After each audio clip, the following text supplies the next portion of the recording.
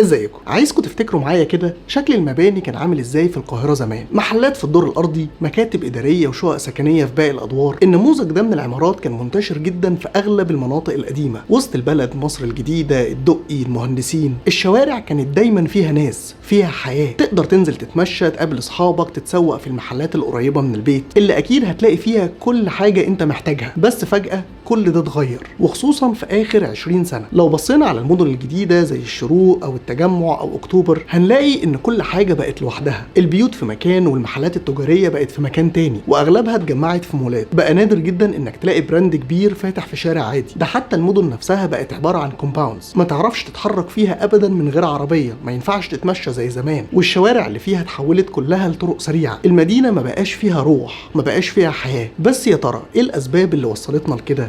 هو ده اللي هنتكلم عنه النهارده. بس طبعا في الاول لو انت مهتم بالفن المعماري انزل بسرعه واعمل سبسكرايب للقناه، وطبعا لو الحلقه عجبتك ما تنساش اللايك والشير.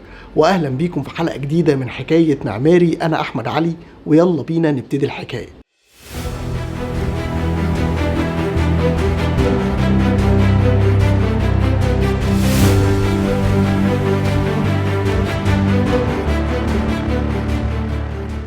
خليني في الأول أبدأ معاكم بمثال أنا بجده مهم جدا الحقيقة، لأننا تقريبا ماشيين على خطاه الفترة دي، وهو المثال الأمريكي. أمريكا في فترة الخمسينات والستينات بدأت تعتمد بشكل أكبر على السنجل فاميلي هوم، اللي هي البيوت اللي بنشوفها في الأفلام دي، اللي بيعيش فيها أسرة واحدة، واللي على قد ما كانت مريحة وبتدي قدر كبير جدا من الخصوصية، على قد ما عملت مشاكل تانية، وهي إن حصل فصل في الزونز. كل حاجة بقت لوحدها. المناطق السكنية كلها بقت في حتة ومنفصلة تماما عن الأماكن التجارية والمباني الإدارية. كل حاجة بقت في مكان، ومكان بعيد ما ينفعش نتمشى له مثلا. علشان كده كان الاعتماد الاكبر على العربيات في الحركه، وطبعا الشوارع بقت بتتصمم علشان تناسب حركه العربيات اكتر ما تناسب الناس، لان تقريبا خلاص ما بقاش في حد بيمشي على رجليه، كله بيستخدم عربيه. وهنا بقى ظهرت مشكله كبيره جدا، وهي ان ما بقاش في حد بيمشي في الشارع، والمدينة فقدت الحياة. ما بقاش فيها روح، مفيش ناس ماشية في الشارع، مفيش حياة اجتماعية. الشوارع بقت فاضية، مفيش أمان. أو على حد تعبير جين جاكوبز، واحدة من أهم الصحفيين المتخصصين في تصميم المدن وصاحبة الكتاب الشهير The Death of Life of Great American Cities، إن المدينة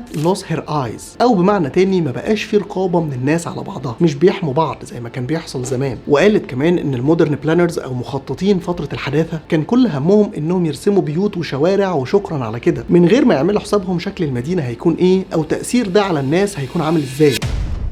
طب ايه طريقة التخطيط دي؟ مش بتفكركم بحاجة؟ المدن الجديدة في مصر، التجمعات، الشروق، العبور، اغلب المدن دي طريقة التخطيط بتاعتها مش بعيدة كتير عن المدن الامريكية في فترة الستينات. فصل تام بين الاماكن السكنية والاماكن الادارية والتجارية، او حتى الاماكن الترفيهية. وطبعا مع ظهور فكرة الجيتد كوميونيتيز او الكومباوند، بقى كل مجموعة عمارات جنب بعض بيعملوا حواليهم سور وبوابة ويسموها كومباوند، لغاية ما مدينة زي التجمع مثلا اتحولت لشوارع واسعة وفاضية وحواليها اسوار كومباوندز من كل حتة. وفين وفين لما نلاقي مكان فيه محلات تجاريه او في حركه في الشارع. وفعلا فكره الكومباوندز دي بقت عندنا في مصر كتير جدا، وخصوصا بعد 2011 والاحداث اللي حصلت فيها. المطورين العقاريين بقوا بيبيعوا لنا فكره الامن والامان اللي ممكن يتحقق لو اشتريت شقتك جوه كومباوند، وانك ما تخافش على اطفالك ولا عربيتك، لان المكان كله متامن كويس جدا، وفي اسوار وفي كاميرات وفعلا الكلام ده جميل، وانا شايف انه في محله. بس انا عايزكم معايا نبص على الصوره من بعيد شويه. صوره المدينه نفسها شكلها بقى عامل ازاي، شكل الشوارع. وعلشان نفهم ده خلينا نفترض ان الكومباوند فعلا هيوفر لك الامان ليك ولاسرتك ولبيتك وانت جوه. طب هو احنا مش هنروح الشغل؟ الاطفال مش هيروحوا المدارس كل يوم؟ ولا هنفضل عايشين جوه الكومباوند العمر كله؟ اكيد هنخرج وبشكل يومي. هل انت شايف ان الامن ده هيكون متوفر في طريقك من بيتك لشغلك، او العكس؟ الشوارع فاضيه وما بقاش فيها اي حد، وسهل جدا ان حد يوقفك او يثبتك، او لا قدر الله لو حصل حادثه صعب جدا ان حد يلحقك في الوقت المناسب في الاماكن دي، زي لو حاجه حصلت في اي مكان تاني زي مصر الجديده او المهندسين. سيبكم من ده، خلينا نرجع لفتره الانفلات الامني اللي حصلت في 2011. في الوقت ده لو تفتكروا اللي كان بيحمينا هم اصحاب المحلات اللي تحت البيوت. الناس اللي قاعده في الشارع هم دول اللي قدروا يوفروا الحمايه للناس اللي في البيوت. واغلب الاماكن اللي حصل فيها مشاكل كانت الاماكن المتطرفه والمولات البعيده، اللي محدش هيقول لحد انت رايح فين ولا جاي منين ولا حتى بتعمل ايه. طب هو ده مش وارد انه ممكن يحصل تاني؟ بعد الشر طبعا، ما اتمناش ان يحصل حاجه زي دي في مصر تاني، بس انا بتكلم عن اي بلد بتمارس نفس النوع ده من التخطيط. وارد طبعا انه يحصل، وساعتها الشرطه مش هتقدر توفر الحمايه للناس. الناس في الوقت ده هم اللي المفروض يحموا بعض. حاجه تانيه مهمه جدا، وهي فكره الفصل الاجتماعي الاجتماعي. زمان فكرة الفصل بين الطبقات الاجتماعية ما كانتش منتشرة قوي زي دلوقتي. عادي جدا في شارع واحد تلاقي الشخص الغني والشخص المتوسط والشخص اللي على قد حاله، وكلهم كانوا بيكونوا علاقات قوية مع بعض في ترابط بشكل معين، وده كان بيمنع ان حد يأذي حد او يتعدى عليه او على بيته، لان في علاقة ود وتعاملات بشكل يومي ومناسبات بتجمعهم، بيقعدوا على قهوة واحدة، بيصلوا في جامع واحد. علشان كده كان صعب قوي انك تلاقي حقد طبقي زي اللي بنشوفه دلوقتي. وللاسف نتائج الموضوع ده ممكن تكون كارثية، لاننا خلاص بقينا عارفين الاغنياء عايشين فين والناس الغلابة عايشة فين. فلو حصل اي مشكلة في البلد في ظروف اقتصادية معينة، سهل جدا يكون في ضغينة بشكل ما، وده هيعمل مشاكل كتير. في ورقة بحثية اتنشرت لمجموعة باحثين في جامعة اسكندرية، كانت بعنوان ليه الناس بتفضل انها تشتري شقق في كومباوندز في مصر، وعملوا استبيان ووزعوه على عينة من الناس وسألوهم مجموعة أسئلة علشان يعرفوا رأيهم، وفعلا لقوا نسبة كبيرة جدا من العينة بيفضلوا اكتر انهم يسكنوا في كومباوندز، وده علشان اكتر من سبب. اولا لان ده من وجهة نظرهم طبعا بيوفر لهم برستيج ولايف ستايل وامان اكتر ليهم ولاولادهم، وده طبعا ناتج ان اغلب الناس اللي هيكونوا عايشين في الكومباوند هيكونوا شبه بعض، نفس الكوميونتي، نفس الوضع الاجتماعي. كمان الكومباوند بيكون فيه اسوار وبوابات وامن، وده بيحسسهم اكتر بالامان. ده غير ان بيكون في اماكن مفتوحه بتسمح للاطفال انهم يلعبوا بحريه من غير ما اهاليهم تقلق عليهم. وهنا يجي سؤال مهم جدا، هل الحاجات دي صعب تحقيقها في تصميم المدن عادي من غير ما نلجا لفكره الكومباوندز؟ هنلاقي ان في تصميم المدن بيكونوا عاملين حسابهم ان في مناطق سكن فاخر وسكن متوسط وسكن اقتصادي، وبالتالي هيوفر فكره اللايف ستايل او الكوميونتي اللي بعض الناس بتدور عليها. ورغم اعتراضي على فكره الفصل دي، بس هي موجوده وبيعملوا حسابها في التصميم ومن غير اسوار.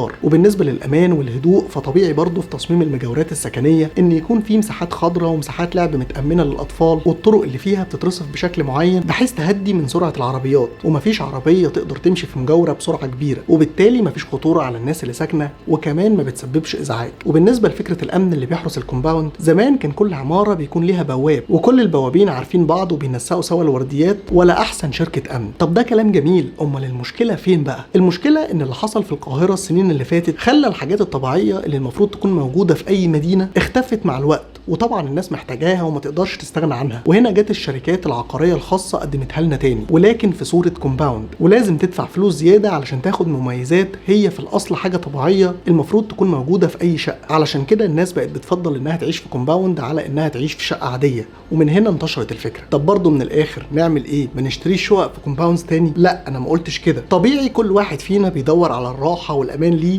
هو واسرته، وللاسف الكومباوندز حاليا هي اللي بتقدم ده. انا عملت الحلقه دي عشان بس اوضح للناس ان ده مش الطبيعي، ده مش العادي، واعرفهم فكره الموضوع من البدايه جت ازاي، واوصل ان الكومباوندز هي حلول لمشكله تخطيط في الاساس، وان المدينه لو اتصممت صح هنقدر نحقق كل المميزات اللي في الكومباوندز للناس كلها، وكمان نتفادى المشاكل اللي اتكلمت عنها واللي ممكن تحصل نتيجه الفصل بين الطبقات الاجتماعيه. لازم واحنا بنصمم المدن نفكر في السيناريوهات الحقيقيه اللي بتحصل، نفكر في ازاي نريح الناس وازاي نوفر طاقه. ما هو لو كل حاجه هتكون بعيده عن بعضها هنعتمد بشكل كبير على العربيات في الحركه، وبالتالي هنستهلك بنزين اكتر. الموضوع فعلا ليه ابعاد كتير جدا وصعب ان انا اجمعهم في حلقه واحده، بس اكيد هنتكلم عنه في حلقات تانية كتير قريب. بس كده خلصت حلقتنا النهارده. لو الحلقه عجبتك ما تنساش اللايك والشير، لان ده بيفرق جدا جدا في انتشار الفيديو، وكمان انزل اعمل سبسكرايب في القناه، واشوفكم ان شاء الله في حلقه جديده وحكايه جديده من حكايه معماري.